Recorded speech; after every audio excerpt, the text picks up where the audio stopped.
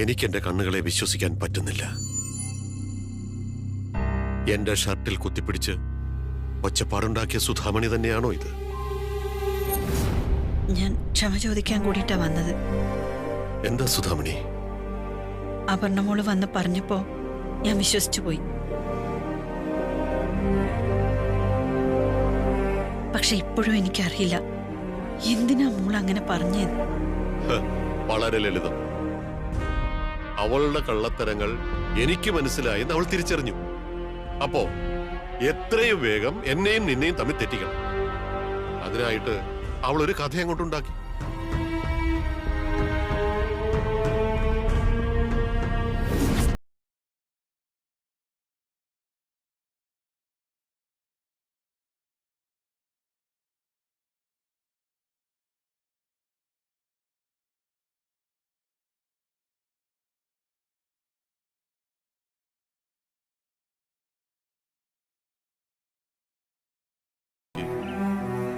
എനിക്ക് നെഞ്ചുവേദന വന്നില്ലാന്നിരിക്കട്ടെ, ഗണേശനെ കൂട്ടിരുത്തിയില്ലാന്നിരിക്കട്ടെ, ഞാൻ എന്ത് തെളിവ് നിങ്ങളുടെ മുന്നിൽ വെക്കും?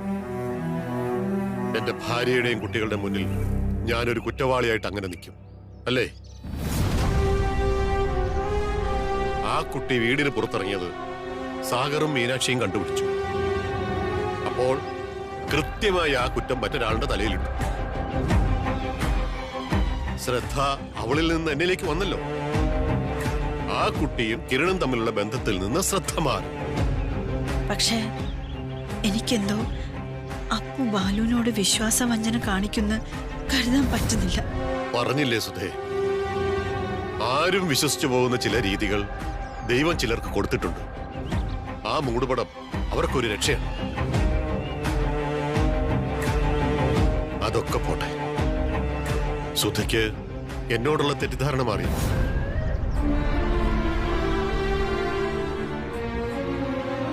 സുധേ, നമ്മുടെ ബാലുവിനെ നമുക്ക് രക്ഷിക്കണം.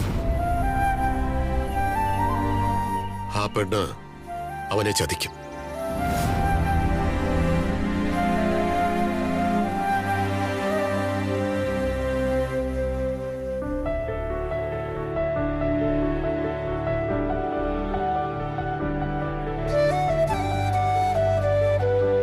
Good morning sir. Good morning Aparna. ഇന്ന് ഒറ്റയ്ക്കാണോ? ബാലു ഇവിടെ? ബാലുവിന് പെട്ടെന്നൊരു അത്യാവശ്യം. ഇന്ന് കുറച്ച് ലേറ്റ് ആവുമെന്ന് പറഞ്ഞു സർ. ആഹാ, ലേറ്റ് ആവുമെന്ന് പറഞ്ഞിട്ട് ആളിതാ വന്നല്ലോ. രാവിലെ തന്നെ അവൻ അവളോട് സംസാരിക്കാൻ തുടങ്ങി.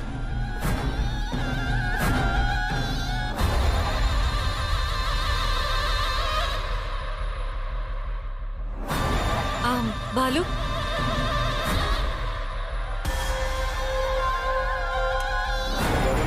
അപർണ വിളിച്ചത് ബാലു കേട്ടില്ലെന്നാ തോന്നുന്നത്.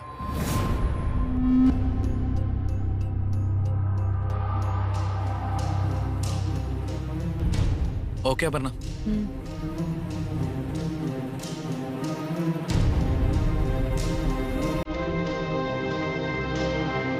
ഞാൻ ബാലു എന്ന് വിളിച്ചത് ബാലു കേട്ടില്ലേ?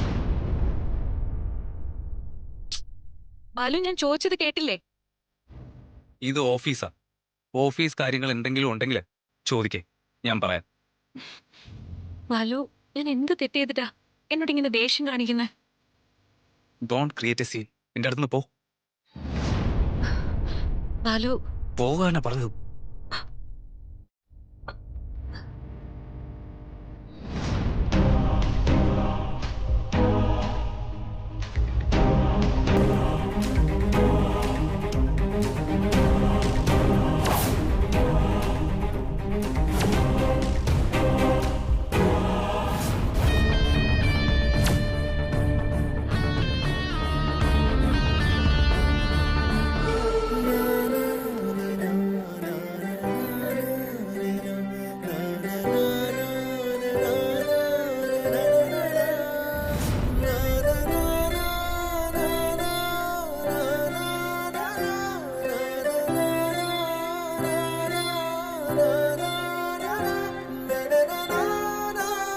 എന്താ മോളെ ഫോട്ടോ മാറ്റുന്നേ? അല്ലമ്മേ, എനിക്ക് ഈ ഫോട്ടോ കാണുമ്പോഴൊക്കെ ഒരു വിഷമം തോന്നുന്നു. മുമ്പ് അച്ഛൻ ജീവനോട് ഇല്ലെന്ന് വിശ്വസിച്ചല്ലേ നമ്മൾ ഈ ഫോട്ടോ വെച്ചത്. ഈ ഫോട്ടോ കാണുമ്പോ ആ ഒരു സമയം ഓർമ്മ വരും, വിഷമം വരുന്നുമ്മേ. അതെ അമ്മേ, മീനാക്ഷി പറയുന്ന നേരാ.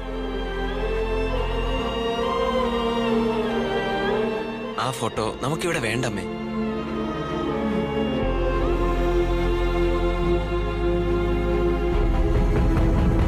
ആ 100 ആയിസ അച്ഛനെ കുറിച്ച് പറഞ്ഞു തീർന്നില്ല, അതിനിടയ്ക്ക് അച്ഛൻ വന്നു.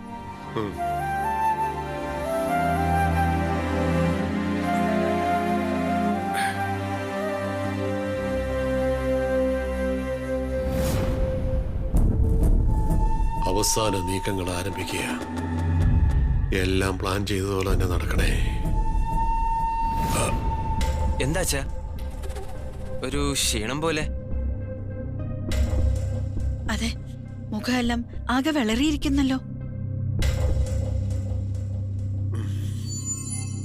എന്താ അച്ഛാ? ഏയ് ഒന്നുമില്ല. മുറിയിലിരുന്നപ്പോ നെഞ്ചിനൊരു വേദന പോലെ തോന്നി, അതാ ഇങ്ങോട്ട് വന്നേ. നെഞ്ചുവേദനയോ? നമുക്ക് ഡോക്ടർ കാണാം. ഏയ് വേണ്ട വേണ്ട, ഇത് എനിക്ക് ഇടയ്ക്കിടയ്ക്ക് ഉള്ളതാ, സാരമില്ല.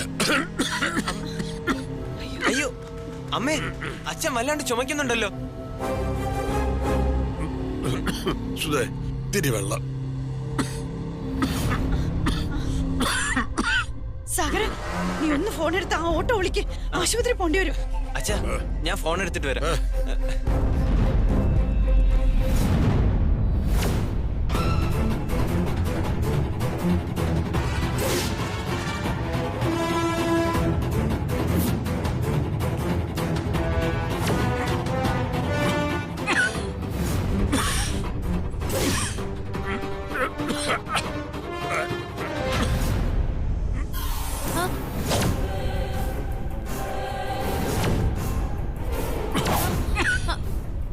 അയ്യോ അച്ഛാ, അച്ഛാ, അമ്മേ, അമ്മേ ഒന്ന് ഓടി വാ.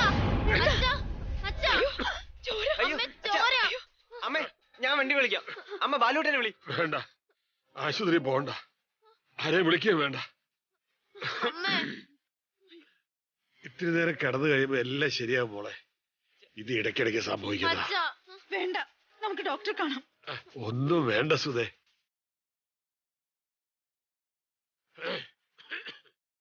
പറഞ്ഞില്ലേ, ഒന്ന് വിശ്രമിച്ചാൽ മതി. എന്റെ മുറിയിലൊന്ന് എത്തിക്കുവോ? അച്ഛാ, ഈ ഒരു അവസ്ഥയിൽ അച്ഛൻ അങ്ങോട്ട് പോണ്ട. അച്ഛൻ ഇവിടെ കിടന്നാ മതി. അതെ അച്ഛാ, ബാലുവിന്റെ റൂമിൽ കിടക്കാം.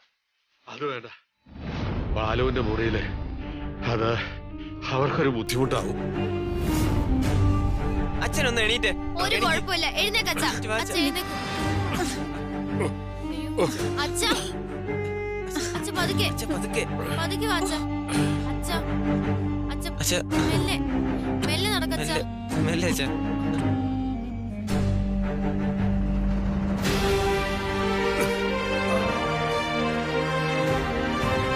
അമ്മേ, ഏട്ടാ, നമുക്ക് അച്ഛനെ ആശുപത്രി കൊണ്ടുപോവാം. സാഗര, വേണ്ട മോനെ, ഒന്നും വേണ്ട. സ്വസ്ഥമായിട്ട് കുറച്ചു നേരം കിടന്നാൽ എല്ലാം ശരിയാവും. അത് മതി. മരുന്നെന്തെങ്കിലും ഉണ്ടോ? മരുന്നേ ഉള്ളൂ, അതൊക്കെ പോട്ടെ. എന്നെ ഓർത്ത് ആരും പേടിക്കണ്ട, എനിക്കൊന്നും സംഭവിക്കില്ല. ഈ കുടുംബത്തിലെ പല കാര്യങ്ങളും എനിക്ക് നേരിട്ട് കാണണം, അതിലൊക്കെ പങ്കെടുക്കണം. അതൊക്കെ കഴിഞ്ഞിട്ടേ ഞാൻ പോകൂ. മോനെ സാഗരേ, ഇനി വന്നേ. എന്താ അച്ഛാ? അച്ഛൻ പറഞ്ഞില്ലേ, അച്ഛൻ പെട്ടെന്നൊന്നും പോവില്ല. പക്ഷേ എന്തെങ്കിലും സാഹചര്യത്തിൽ എനിക്ക് എന്തെങ്കിലും സംഭവിച്ചാ നിങ്ങൾ അമ്മയെ പൊന്നുപോലെ നോക്കണം. എന്തിനാ ഇങ്ങനെയൊക്കെ പറയുന്നേ? അച്ഛാ പ്ലീസ് ഒന്ന് വെറുതെ ഇരിക്കി. നമുക്ക് ബാലുവേട്ടനെ വിളിക്കാം. വേണ്ട, ആരെയും വിളിക്കണ്ട. ഞാനിനി ഒന്നും പറയുന്നില്ല.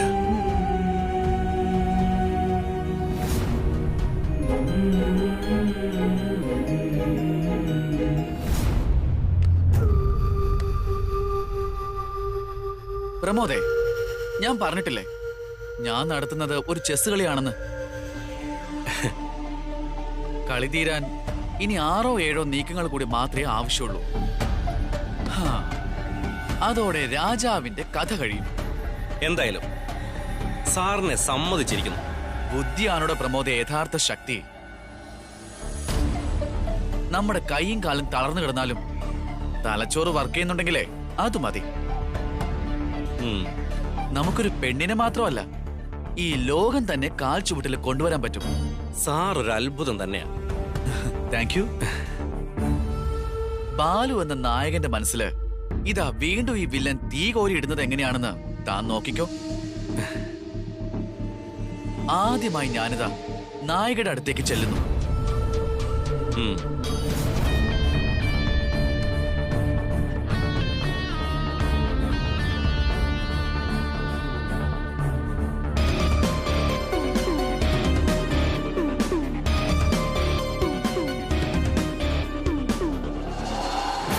അപർണ, ഓക്കെ, കാര്യം എന്താ സർ?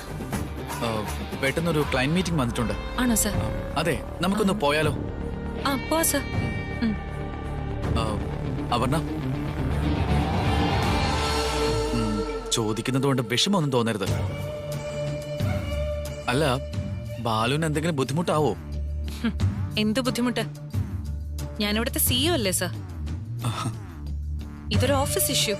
എന്റെ ഡ്യൂട്ടി അല്ലേ ഓഫീസ് മീറ്റിങ്ങുകളിൽ പങ്കെടുക്കുക എന്നുള്ളത്. അല്ല, മുമ്പൊരിക്കൽ പോയപ്പോ ബാലു എന്തൊക്കെയോ ആലോചിച്ചു കൂട്ടി ഒരു സീനൊക്കെ ഉണ്ടാക്കിയല്ലോ. അതുപോലെ ഇനി ആവർത്തിക്കുമെന്ന് ഒരു സംശയം. ഓഫീസിൽ വെറുതെ ഒരു ടോക്ക് ഉണ്ടാക്കാൻ പാടില്ലല്ലോ. പറയുന്നവരൊക്കെ എന്ത് വേണേലും പറഞ്ഞോട്ടെ സർ. അതാലോചിച്ചാ ജീവിക്കാൻ പറ്റുമോ? അപർണയുടെ ഈ പോസിറ്റീവ് ആറ്റിറ്റ്യൂഡ്, അതിനെ ഞാൻ അംഗീകരിക്കുന്നു. നമുക്കിറങ്ങാം സർ.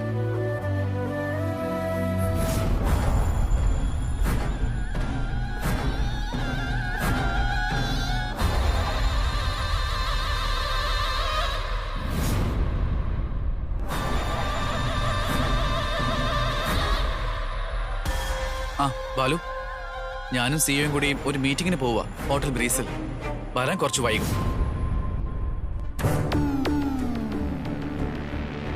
ബാലു ഇന്നത്തെ അസൈൻമെന്റ് കംപ്ലീറ്റ് ചെയ്ത് ഞങ്ങൾക്ക് മെയിലിൽ ഇട്ടാ മതി. കമ്മ്യൂണിക്കേറ്റ് ചെയ്യാൻ എന്തെങ്കിലും ഉണ്ടെങ്കിൽ അത് മെസ്സേജ് ചെയ്താൽ മതി. വിളിക്കാൻ നിൽക്കണ്ട.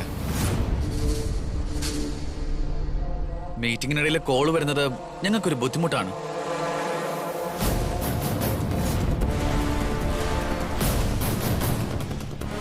ഓക്കെ അപർണ, നമുക്കിറങ്ങാം.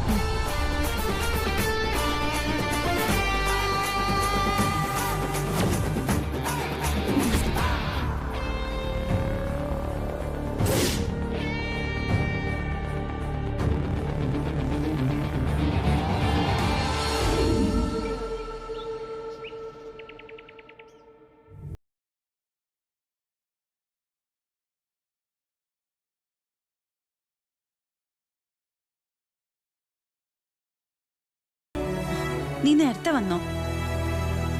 മോളെവിടെ? അവള് വരും, ഞാൻ നേരത്തെ പോന്നു. ബാലു മോനെ, നിങ്ങൾക്കിടയിൽ എന്താ സംഭവിക്കുന്നേ? എന്ത്? ഒന്നുമില്ലമ്മേ. നോക്ക്, ഞാനൊരു കാര്യം പറയാം. ഇക്കാലത്ത് അപ്പൂനെ പോലൊരു കുട്ടിയെ ഭാര്യയായി കിട്ടുകയെന്ന് വെച്ചാ അതൊരു ഭാഗ്യ. വെറും ഭാഗ്യല്ല, മഹാഭാഗ്യം. വന്നു കയറിയ വീടിന്റെ അവസ്ഥയും സാഹചര്യവും ഒക്കെ മനസ്സിലാക്കി അവിടുത്തെ ആളായിട്ട് അപ്പു കഴിയുന്നേ. അങ്ങനൊരു കുട്ടിയെ വിഷമിപ്പിക്കാന്ന് വെച്ചാ അത് പാപമാണ് ബാലു. നീ എന്താ ഞാൻ പറയുന്നതിന് വ്യക്തമായിട്ട് മറുപടി പോലും തരാത്തെ? എന്താടാ മോനെ? ഒന്നുമില്ലമ്മേ, ഞാൻ പറയാം. എടാ, ഒരു കാര്യം അമ്മ പറയാം. കണ്ണുള്ളപ്പോ കണ്ണിന്റെ വില മനസ്സിലാവില്ല.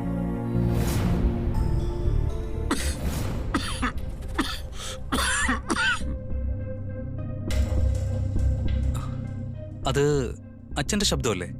ആ, ആളിവിടെ ഉണ്ട്.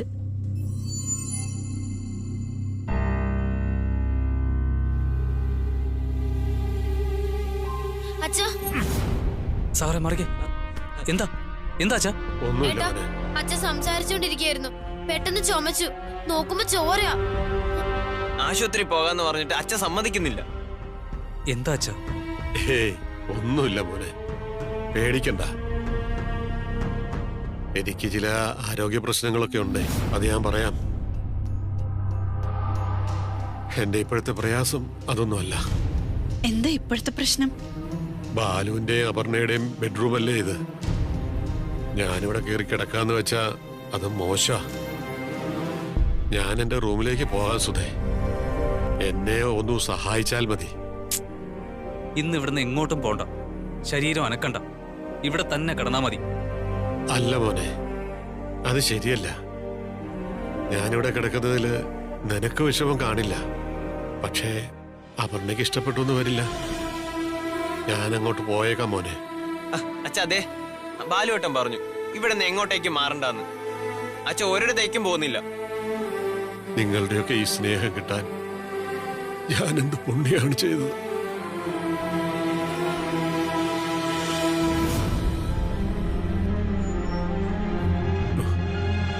മോളെ മീനാക്ഷി, എന്താ അച്ഛാ? എന്താ മോളുടെ ക്യാമ്പ് തുടങ്ങുന്നേ? സുധേ, എനിക്ക് നിന്നോടൊരു കാര്യം പറയാനുണ്ട്.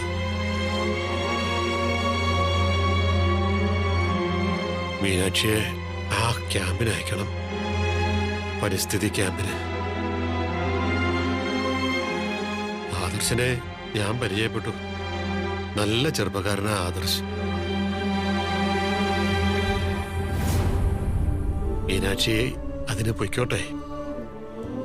ഇപ്പോ അതിനെക്കുറിച്ചൊന്നും ആശങ്ക വേണ്ട.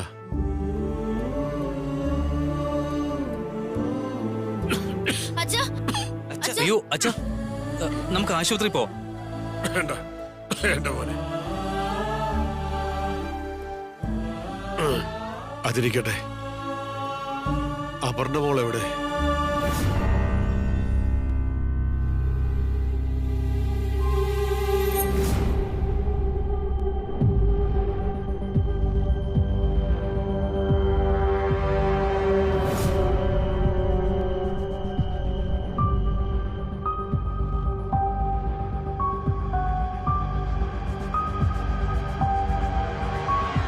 താര, ബാലു എവിടെ?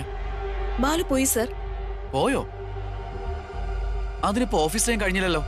സാറും സിഒയും ഇറങ്ങിക്കഴിഞ്ഞ അധികം വൈകില്ല, ബാലുവും പോയി. സമയമായില്ലല്ലോ എന്ന് ചോദിച്ചപ്പോ ഞങ്ങളോട് ഷൗട്ട് ചെയ്തിട്ടാ പോയത്. ഇത് ശരിയല്ലല്ലോ. സിഇഒ നാളെ തന്നെ ബാലുവിനൊരു മെമ്മോ ഇഷ്യൂ ചെയ്യണം. Yes sir. ഇത്തരം രീതികളൊന്നും പ്രോത്സാഹിപ്പിക്കാൻ പറ്റില്ല. അതെ സർ.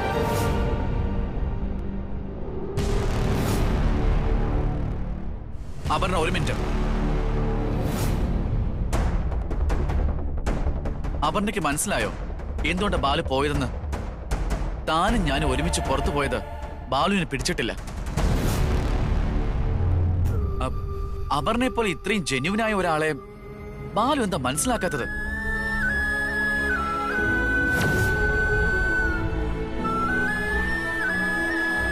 ഞാൻ പറഞ്ഞില്ലേ അപർണ, ബാലുവിന് എന്തോ ഒരു ഇഷ്യൂ ഉണ്ട്, ഒരു മെന്റൽ ഇഷ്യൂ.